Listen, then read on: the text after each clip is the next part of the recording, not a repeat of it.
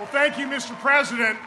As I was saying in the pre-program, what I admire about President Trump is his tenacity.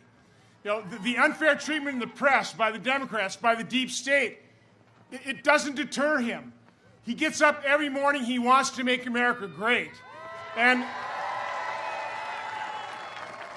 he talked about the First Step Act. I was a witness. That criminal justice reform was dead. It was going nowhere until President Trump stepped up to the plate and made sure he got it done, and he did.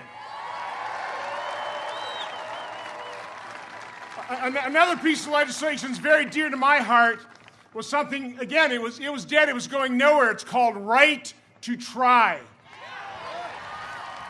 And Mr. President, I will never forget, in that State of the Union address, you started talking about this bill that I'd been championing, and you hadn't said the name yet. I'm going, I think he's talking about right to try.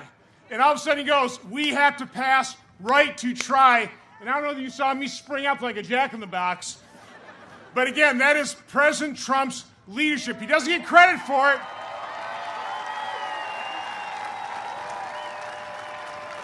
But he wakes up every day like the rest of you, loving this country and doing everything he can to make it a greater country. God bless you. God bless President Trump. Thank you. You know, I've known her for a long time. She's extraordinarily unfair, but that's all right. We did very well the other night with a person I knew was even more unfair, Savannah. In fact, nobody's seen Savannah for 2 days. What happened to Savannah? What happened to Savannah? They said, we'd like to give Savannah Guthrie. I said, that's all right. What difference does it make? They ask you a question, you give them an answer, right? It doesn't matter. But she was sort of jumping out of her seat. She was like flying for her. She was like, I told you. I said, I don't care what you told me. What does that mean? No, but we actually got 8+ marks on that, but it was very unfair. And then you watch Sleepy Joe get interviewed by George Stephanopoulos, nice guy, but he's a tough guy, and he's tough. I interviewed with him 2 weeks ago. Who's tough? He's given like these lobs, like this, in slow motion, lobs. No, it's unfair, but you know what? It's so unfair, and we're president, and they're not, right? That's how unfair it is. We're. But they want to fund extreme late-term abortion. They want to pack. Well, you got to get out and vote. You got to get out and vote. Got to get out and vote. They want to pack the Supreme Court. You know what that is? They could end up with 16, 19, 20. They want to put far-left judges on the court. They're going to pick people so far left, and you'll end up with far-left justices like we've never had ever before. And our Supreme Court, instead of being what it is now, revered, will end up being nothing. And they want to protect criminals and disarm law-abiding Americans. They want to take away your Second Amendment. If Biden wins, the lawless demonstrators in our streets, and you see them all the time, they're Democratic run. You know, I always say Democrat. You know why? Because it sounds worse. They should actually change their name to the Democratic. Democrat sounds lousy, but you know what? That's actually their name.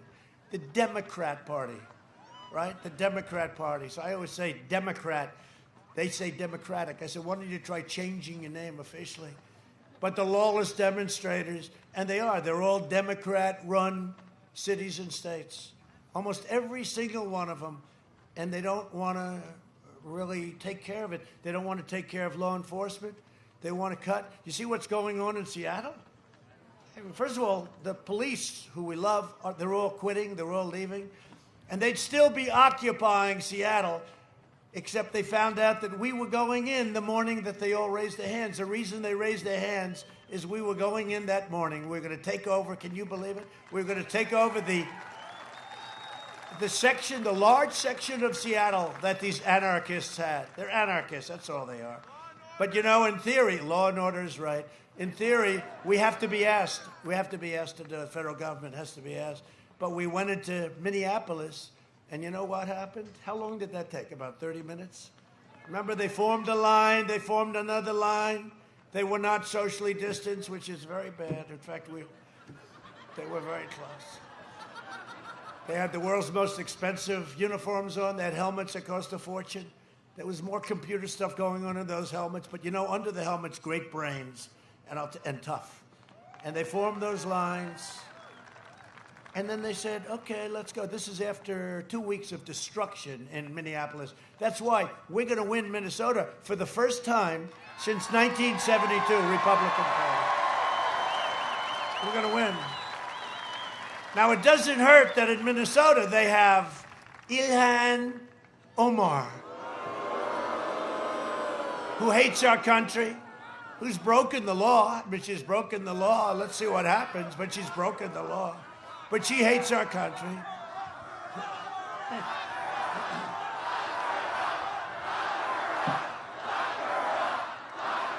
No, we're going to win. We're going to win because of what we did with Minneapolis. We saved Minneapolis. And we saved Seattle. I mean, Seattle was going real bad. And do you want to know the truth? We're sort of saving the whole country, if you really think about it. And that's why we have spirit, the likes of which I don't think any campaign has ever had. That's what's happened. That's what's happened. You know something? I'll tell you, we've expanded this party. You see all the, in Michigan and all these places? Thank you. Thank you. Thank you.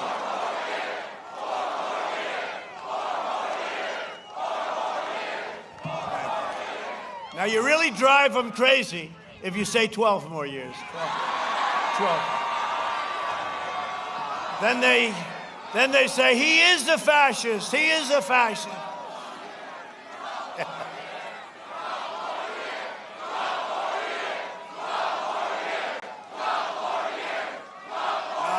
What a group. Only in Michigan. Only in Michigan. So what all of the lawless rioters and flag burners have in common is that they're desperate to try and have a victory with a person that's totally unqualified mentally to be president, okay? He's unqualified, you know? No, he's unqualified. Ask yourself this question. Do you want to vote for the candidate supported by anti-American rioters, which he is? Or do you want to vote for the candidate supported by the heroes of law enforcement in virtually every instance? Biden will surrender our country to the mob. With your vote, we will save our country from the mob. We will make our country greater than ever before.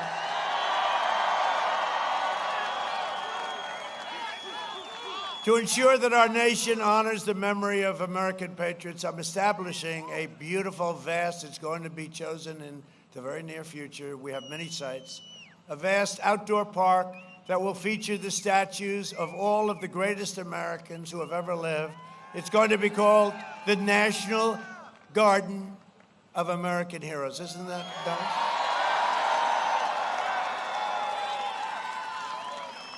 Now, you know me from private life, so I'm thinking about calling it the Trump National Garden of American.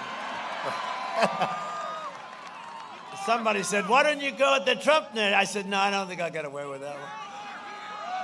To combat the toxic left-wing propaganda in our schools, I recently announced that we're launching a new pro-American lesson plan for students called the 1776 Commission. We will teach our children the greatness and glory of America, if they don't know it. But, you know, they're not being taught that. They're being taught that we're not great. I've also issued an executive order to prohibit the teaching of critical race theory in the federal government. Critical race theory is a Marxist doctrine. Oh, you're so lucky I'm your president, because that was getting out of... No. This was getting out of hand. This was getting out of hand. This was getting in the military. This was going all over the place. This was getting out of hand. Critical race theory is a Marxist doctrine that rejects the vision of Martin Luther King Jr. and all of our great forefathers, and instead forces people to judge each other based on race, skin color, and other things that we're not supposed to be thinking about. We're not supposed to be in any way, shape, or form thinking about. Critical race theory teaches that America is an evil country and that you are part of this oppression from the moment you're born.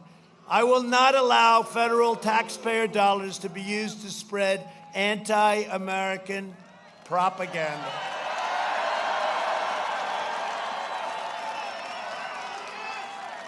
And I went a step further because I ended it for government. And some of these guys were getting paid $350,000 a year to destroy our country, by the way. I ended it, and then I was told that it's outside of it's really an evil deal going on, and very racist, very racist.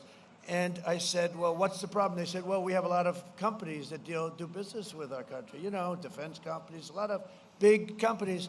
And I said, so what's going on? Well, they're teaching it there, too. So I signed another one just 2 weeks ago, saying that if you do that, you cannot do business with the United States of America. And it was rather incredible how fast all of those people were fired. That was the end of that.